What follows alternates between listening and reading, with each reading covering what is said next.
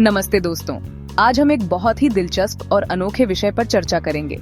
आज हम financial astrology की दुनिया में जाएंगे। यह एक ऐसा क्षेत्र है जहां ज्योतिष और वित्तीय विश्लेषण का मिलन होता है। देखेंगे कि ये स्टॉक मार्केट के यूपीएस एंड डाउन्स कैसे बता सकता है। क्या आप जानते हैं कि कुछ लोग मानते हैं कि ग्रहों की चाल और सितारों की स्थिति हमारे वित्तीय बाजारों पर प्रभाव डाल सकती है? ये कोई जादू टोना नहीं है, बस ये देखना है कि ग्रहों का असर मार्केट के मूड और ट्रेंड्स पे कैसा होता है। जैसे जैसे ग्रह अपनी स्थिति बदलते हैं, वैसे वैसे बाजार में भी बदलाव आ सकते हैं।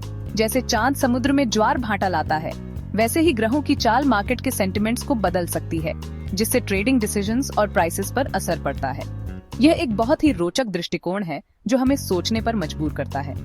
फाइनेंशियल एस्ट्रोलॉजी कोई पक्की बात नहीं बताता, बस एक नया नजरिया देता है। यह हमें एक अलग दृष्टिकोण से बाजार को देखने का मौका देता है। इससे मार्केट के उतार चढ़ाव समझने में मदद मिलती है। यह हमें यह समझने में मदद करता है कि बाजार में कब और कैसे बदलाव आ सकते हैं। ग्रहों की चाल देखकर हम मार्केट ट्रेंड समझने की कोशिश करते हैं। यह एक ऐसा उपकरण है जो हमें बाजार की दिशा का अनुमान लगाने में मदद कर सकता है। इससे ट्रेडर्स को ज्यादा जानकारी मिलती है। ये जानकारी उन्हें बेहतर निर्णय लेने में मदद कर सकती है।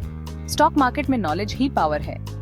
जितनी अधिक जानकारी होगी, उतने ही बेहतर निर्णय लिए जा सकते हैं। तो चलिए इस अनोखी दुनिया में और गहराई से उतरते हैं और देखते हैं कि फाइनेंशियल एस्ट्रोलॉजी हमें क्या सिखा सकती है। 7 फरवरी 2025 को मार्केट खुलते ही एक अद्भुत खगोलीय घटना घटित हुई। चांद और शनि मीन राशि में मिले। यह मिलन न केवल खगोल शास्त्रियों के लिए महत्वपूर्ण था, बल्कि ज्योतिषियों के लिए भी। एस्ट्रोलॉजी के हिसाब से निफ्टी 50 के लिए ये मिलन थोड़ा सावधानी का इशारा था। इस खगोलीय घटना का प्रभाव वित्तीय बाजारों पर पीडी देने की संभावना थी। शनि, जिसे अक्सर कड़क ग्रह कहा जाता है, अपने साथ एक गंभीरता और अनुशासन लाता है। फाइनेंशियल मैटर्स में सावधानी और कभी-कभी थोड़ा निराशावाद लाता है। ये निवेशकों को सतर्क रहने की सलाह देता है। मीन राशि पानी की राशि होने के कारण भावनाओं और अंतर्ज्ञान से जुड़ी होती है, अक्सर भावुकता से जुड़ी होती है। इस राशि में चांद और शनि का मिलन एक अनिश्चितता का माहौल बना सकता है। इन दोनों को मिलाकर हमने निफ्टी 50 की शुरुआत धीमी रहने का अंदाजा लगाया था। बाजार में एक धीमी चाल और स्थिरता की संभावना थी। हमारा मानना था कि ट्रेडिंग रेंज बाउंड रहेगी। निवेशक बाजार की दिशा को लेकर अनिश्चित रहेंगे। ट्रेडर्स शायद प्रॉफिट बुकिंग करेंगे। वे अपने लाभ को सुरक्षित करने के लिए जल्दबाजी में होंगे। नए इन्वेस्टमेंट्स में लोग हिचकिचाएंगे। वे अपने पैसे को सुरक्षित रखने के लिए अधिक सतर्कता बरतेंगे। जैसे ही ओपनिंग बेल बजी, निफ्टी 50 ने वैसा ही रुख दिखाया जैसा हमने सोचा था। इंडेक्स पिछले दिन के क्लोज से थोड़ा नीचे खुला। शुरुआती घंटे में ट्रेडिंग एक छोटे से दायरे में रही। ये सावधानी वाला सेंटिमेंट हमारे एस्ट्रोलॉजिकल प्रेडिक्शन से मेल खाता था। चांद शनि के मिलन का मार्केट साइकोलॉजी पर असर साफ दिख रहा था। लग रहा था कि ये मिलन ट्रेडर्स को सावधानी बरतने के लिए कह रहा था। ये एग्रेसिव मूव से ज्यादा कंसोलिडेशन की तरफ इशारा कर रहा था। मिड मार्केट सेशन में ग्रहों का खेल बदल गया। मर्क्यूरी, जो कम्युनिकेशन और कॉमर्स का ग्रह है, उसने यूरानस, जो इनोवेशन और सडन चेंज का ग्रह है, के साथ एक डायनामिक एस्पेक्ट बनाया। इस प्लैनेटरी इंटरैक्शन ने मार्केट एक्टिविटी में तेजी का इशारा दिया। हमें लगा कि वॉलेटिलिटी बढ़ेगी। खास सेक्टर्स, खासकर टेक्नोलॉजी और इनोवेशन वाले, में बड़े उतार चढ़ाव देखने को मिल सकते थे। ये मिलन तेज ट्रेडिंग डिसीजंस का संकेत दे रहा था। सेक्शन 5, दोपहर के मार्केट मूव्स, एक reality check. Mid market session में जैसा वॉलेटिलिटी बढ़ने का अंदाजा था, वैसा ही हुआ। निफ्टी 50 में प्राइस स्विंग्स ज्यादा देखने को मिले। ट्रेडिंग वॉल्यूम्स शुरुआती घंटों के मुकाबले बढ़ गए। जैसा सोचा था, टेक्नोलॉजी सेक्टर सबसे आगे रहा। इस सेक्टर ने मर्क्यूरी यूरेनस के असर पर पॉजिटिव रिएक्शन दिया, लेकिन ओवरऑल मार्केट रेंज बाउंड रहा और हमारे सिग्निफिकेंट ब्रेकआउट के अंदाजे के उलट काम किया। Section 6, closing time, banking on recovery. जैसे जैसे क्लोजिंग बेल पास आ रही थी, हमारा ध्यान बैंकिंग और एनर्जी सेक्टर्स पर गया।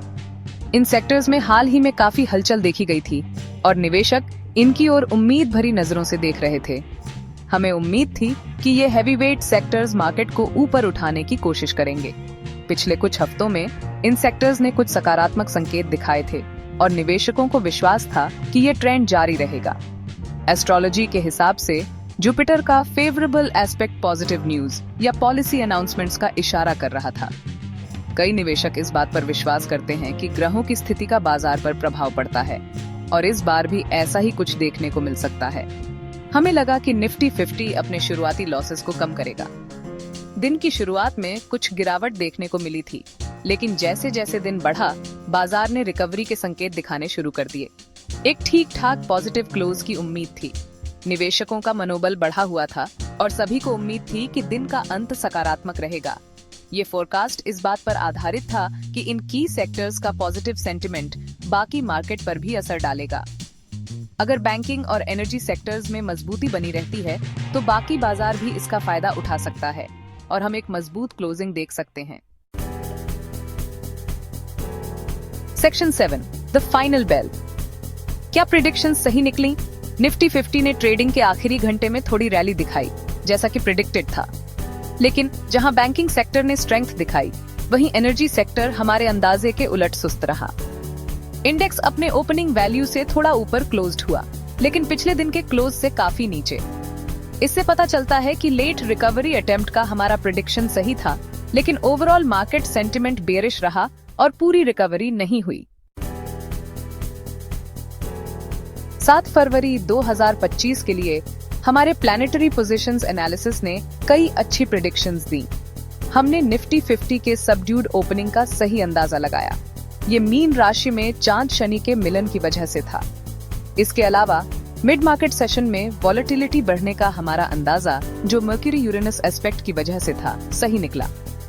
ये जानकारी डे ट्रेडर्स के लिए खास तौर पर हेल्पफुल हो सकती थी, जो इंट्राडे प्राइस फ्लक्चुएशंस से फायदा उठाना चाहते थे। हालांकि हमारे एस्ट्रोलॉजिकल एनालिसिस ने अच्छी इंसाइट्स दी, लेकिन कुछ जगहों पर प्रेडिक्शन सही नहीं निकली। जैसे क्लोजिंग सेशन में एनर्जी सेक्टर में तेजी का जो अंदाजा था वो नहीं हुआ। ये डिविएशन शायद कुछ अनदेखे एक्सटर्नल फैक्टर्स जैसे ग्लोबल न्यूज या जियोपॉलिटिकल डेवलपमेंट्स की वजह से हुआ होगा। फ्यूचर प्रेडिक्शंस को बेहतर बनाने के लिए ऐसे रियल टाइम वेरिएबल्स को एस्ट्रोलॉजिकल इंसाइट्स के साथ जोड़ना जरूरी है। आगे बढ़ते हुए मार्केट प्रिडिक्शन के लिए होलिस्टिक अप्रोच अपनाना जरूरी है। इसमें फाइनेंशियल एस्ट्रोलॉजी के ज्ञान को global macro economic trends, geopolitical events और टेक्निकल एनालिसिस की समझ के साथ मिलाना होगा। इन फैक्टर्स के इंटरप्ले को समझकर हम मार्केट का ज्यादा कॉम्प्रिहेंसिव और न्यूआंस्ड व्यू पा सकते हैं। इससे हमें ज्यादा इन्फॉर्म्ड ट्रेडिंग डिसीजंस लेने में मदद मिलेगी।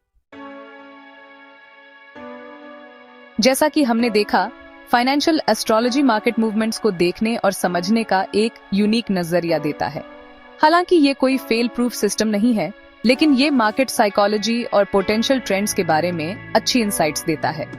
इस एंशिएंट विजडम को मॉडर्न एनालिटिकल टूल्स के साथ मिलाकर हम स्टॉक मार्केट की कॉम्प्लेक्सिटीज को ज्यादा क्लैरिटी और कॉन्फिडेंस के साथ नेविगेट कर सकते हैं। याद रखें, स्टार्स हमें गाइड कर सकते हैं, लेकिन अपना रास्ता खुद चुनना हमारे हाथ में है। हैप्पी ट्रेडिंग सबको।